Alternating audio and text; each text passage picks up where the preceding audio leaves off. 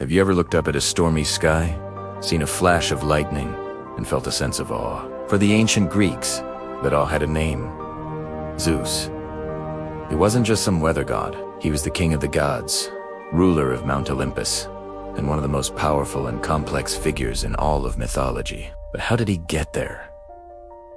His story isn't one of a peaceful rise to power. It's a tale of prophecy, rebellion, and a war that shook the very cosmos. So, grab your nectar and ambrosia, because today, we're diving deep into the electrifying history of Zeus. Our story begins not with Zeus, but with his father, Cronus. Cronus was the leader of the Titans, the generation of gods who ruled before the Olympians. He had seized power by overthrowing his own father, Uranus, the primordial sky god. But as Uranus fell, he uttered a chilling prophecy.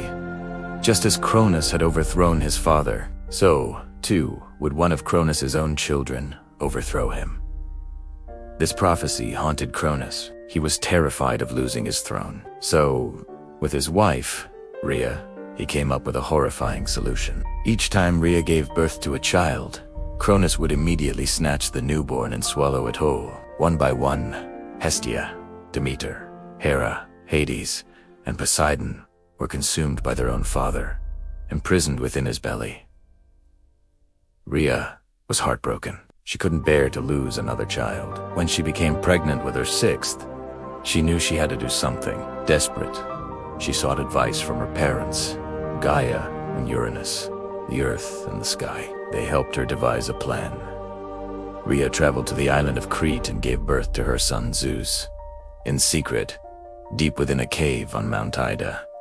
To trick the ever-watchful Cronus, she wrapped a large stone in swaddling clothes and presented it to him. Blinded by paranoia, and without a second thought, Cronus swallowed the stone, believing he had once again cheated fate. He had no idea his youngest son was alive and well, hidden far away. Zeus grew up in that Cretan cave, safe from his father's tyranny. He was raised by nymphs, nourished by the milk of the goat Emil, and guarded by the Caretes, armored male dancers who would clash their spears and shields to drown out the baby's cries, lest Cronus hear him. He grew strong, powerful, and wise, all the while learning of his father's cruelty and the fate of his swallowed siblings. The time for hiding was coming to an end. It was time for the prophecy to be fulfilled. When Zeus came of age, he set his plan for vengeance in motion. He needed to free his brothers and sisters. With the help of Metis, the goddess of wisdom, he disguised himself and managed to become Cronus's cupbearer. Metis had given him a special potion, a mixture of mustard and wine, which he mixed into Cronus's drink. The Titan King drank it down, and the potion worked its magic.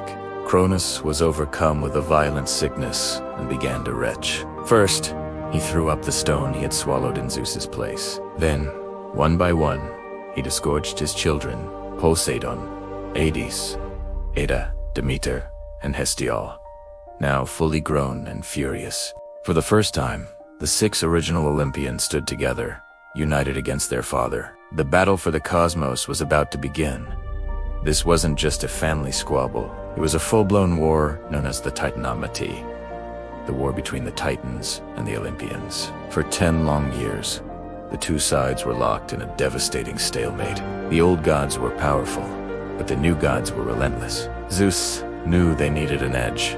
Heeding the advice of Gaia, he journeyed to Tartarus, the deepest pit of the underworld, where Cronus had imprisoned other children of Uranus, the 3 Cyclopes and the 3 Hecatonchires, the 100-handed giants. Zeus freed these powerful beings, and in their gratitude, they pledged their loyalty to him. The Cyclopes, master craftsmen, forged incredible weapons for the 3 brothers. For Hades, they made the Helm of Darkness, which granted invisibility. For Poseidon, they crafted the mighty trident, capable of shaking the earth and seas. And for Zeus, they forged his most iconic weapon, the lightning bolts. Armed with these new weapons, and backed by the monstrous power of the 100-handed giants, the tide of the war turned. The Olympians launched a final, cataclysmic assault on Mount Olympus, the Titan stronghold. Poseidon's trident ripped the earth apart.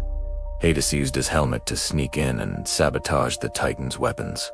And Zeus, from the heights of Mount Olympus, unleashed the full fury of his lightning. The sky burned, the seas boiled, and the earth trembled. The Titans were overwhelmed and defeated. Zeus and his siblings were victorious.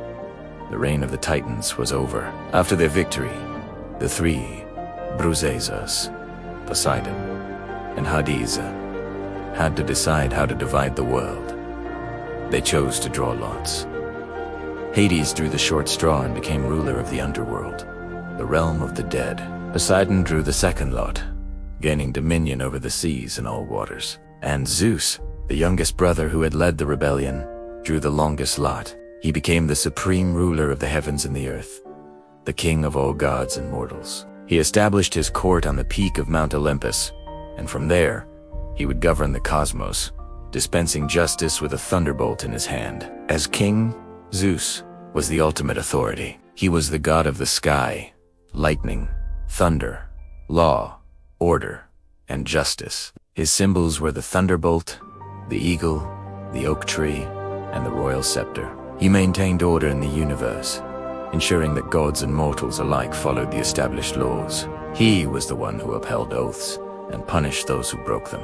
Kings on earth were said to get their authority directly from him, and he was the protector of the home and hospitality, making it a sacred duty to welcome strangers and guests. When he was just, he brought peace and prosperity. But when he was angered, his wrath was terrifying, expressed through devastating storms and bolts of lightning that could splinter mountains. But Zeus's story is also famously, or perhaps infamously, filled with countless love affairs. Despite being married to his sister, Hera, the goddess of marriage, Zeus was notoriously unfaithful. He pursued goddesses, nymphs, and mortal women with relentless creativity, often changing his shape to get what he wanted. He appeared as a shower of gold to Dano, as a swan to Leda, and as a white bull to Europa. These affairs resulted in a huge number of children who would become some of the most famous figures in Greek mythology. His offspring included gods like Apollo, Artemis, Hermes, and Dionysus, and legendary heroes like Heracles, Perseus, and Helen of Troy.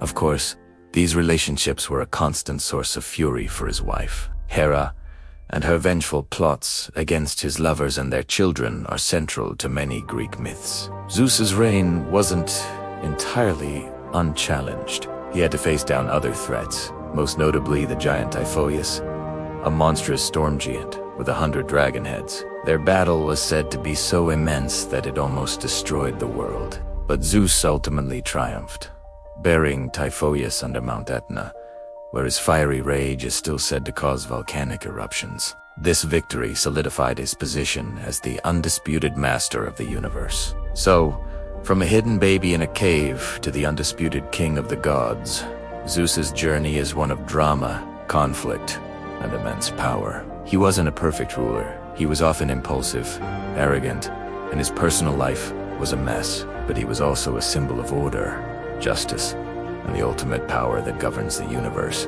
He represents the triumph of a new generation over the old, the establishment of cosmic law, and the complex, very human-like nature of the gods themselves. The next time you see a thunderstorm, remember the story of Zeus, the god who defeated his father, freed his siblings, and claimed the sky as his own. Thanks for watching our deep dive into the King of the Gods. If you enjoyed this journey into Greek mythology, make sure to hit that like button, subscribe to the channel, and ring the bell so you don't miss our next adventure into the ancient world. Let us know in the comments which god or hero you'd like us to cover next. Until then, stay curious.